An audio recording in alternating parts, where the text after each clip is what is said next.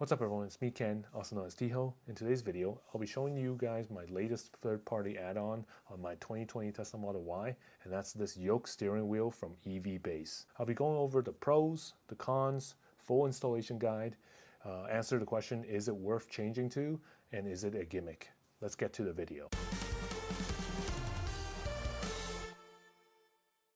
I'll start off by saying that this add-on is niche and is not for everyone. However, the people that like it will really enjoy it and have a blast driving with it. On that note, let's go over the pros first. The Napa leather feels very premium, if not better than the OEM. It's fully customizable with different finishes, and since my car is fully wrapped with PPF, matte PPF that is, I complemented it with a matte carbon fiber steering wheel. Moving on, another obvious pro is the clear visual you get without the obstruction of the top half of a regular steering wheel. This complements my aftermarket front display very well, making the experience more immersive. Let's move on to my favorite feature of this steering wheel aside from the looks and feel, and that's the comfortability of using it when FSD and autopilot is active. Since the wheel is rectangular instead of the traditional circular shape, you are able to rest your entire weight of your wrist on the bottom of the wheel without taking it out of autopilot, something I couldn't do comfortably with the regular round steering wheel. Moving on, let's talk about the two best ways to make turns with this yoke. The first, which I presume most people will prefer, is to start by grabbing the yoke from the bottom and spinning accordingly like I do here. Left hand for right turns and vice versa. The second looks rather awkward, but for some reason, it's my go-to technique when using this yoke. I like to use my index finger and push down on the side I'm turning to, also using my other hand as support. It takes a couple drives to get used to, but the hardest part is breaking the habit of letting go of the steering wheel after a turn and letting it guide back into place. All in all, it's arguably better than Tesla's yoke steering wheel on the latest S and X because the signal stocks are still present. I don't have much experience with an OEM Tesla yoke as I'm too broke to afford an S or an X, but the most common complaint from forums is the buttons for the horn and signal lights. This aftermarket one is a happy medium, so to speak. One suggestion I would like to mention is that it may feel like you are making more rotations than a regular steering wheel, especially in a parking lot. Not necessarily useful information for aftermarket companies, but Tesla can improve this by adding adaptive steering, which will automatically adjust how much you need to rotate the wheel depending on your speed. Now let's move on to the full installation of this yoke. All right, at the start of the installation, we want to open up the frunk. That will get us access to disconnect the battery. There's two connections you have to disconnect. There is a way you could do it from the safety here and go to the power off. Now, that being said, it's really easy to, when you push power off here. That being said, it's really easy when you're moving around working on it. I don't recommend this way because once you tap the screen, it comes right back on. And there have been people that done it like this, but I don't recommend it.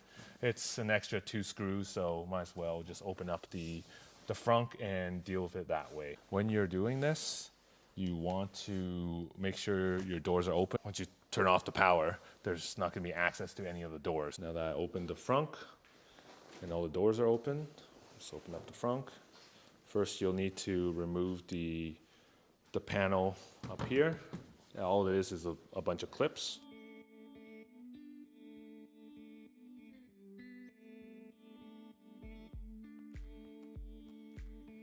First thing you need to do is disconnect this 12-volt battery. I just disconnect the negative, so unscrew this like that. That's the first step.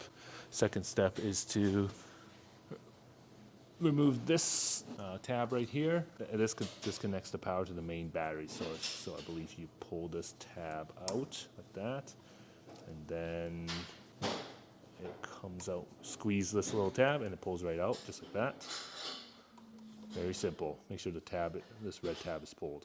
Next, grab 2 small screwdrivers and poke them into the small holes located on the bottom left and right of your airbag. You will contact a metal wire that unclips when applying force. It's easier to do both at once, but doable if you only have 1 screwdriver handy. If done correctly, the airbag will pop out. Next, disconnect the 2 cables. The yellow one is for the airbag, and the burgundy one is for the steering wheel controls. It's easier to use needle nose pliers to assist, as a pinch then pull action is required. Be careful not to break the clips, as they can be quite a bit stubborn. Next part is much easier if you have a friend or a breaker bar handy, as this middle bolt is screwed on rather tightly from factory. If you can do it yourself, props to you, man. Consider joining a bodybuilding competition in the near future. Once this bolt is loosened, simply unscrew it and you are ready to take off the OEM steering wheel. A pro tip for you if it's on super tight: slap the steering wheel on all 4 sides before attempting. This will ensure it's level and will come out smoother.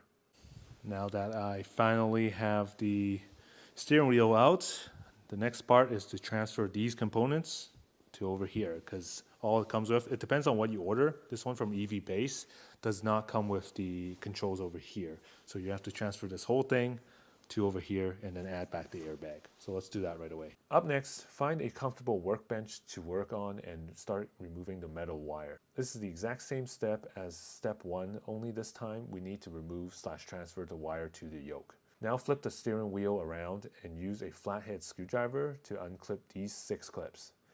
It shouldn't take much force as you are just prying the hinge to loosen it up. Flip the steering wheel back over and grab your regular screwdriver and remove these 4 black screws holding the skeleton piece together. Next, carefully remove the whole piece. They're just held together by clips, so take your time and do not rush.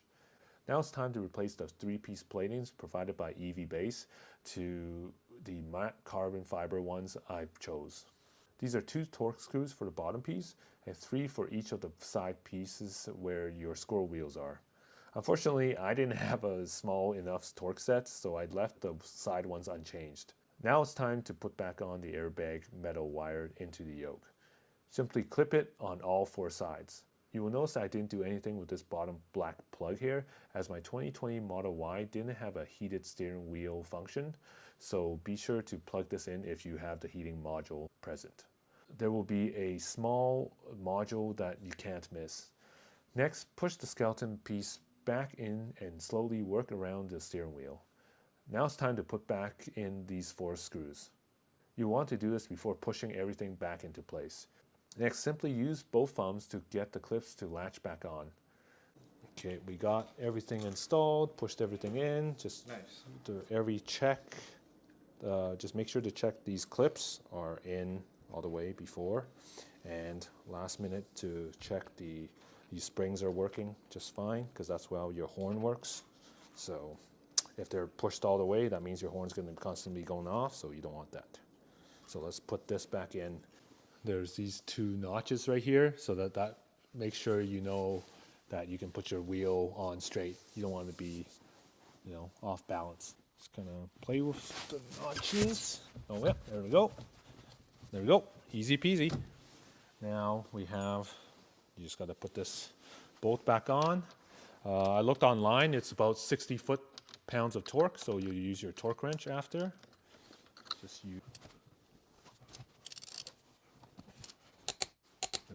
Last but not least, plug back in your purple or your burgundy cable first, then the airbag. So what you want to do is plug in the yellow cable. There we go. You should make sure you hear the click, of course. Now just reconnect back the power and we'll go for a test drive.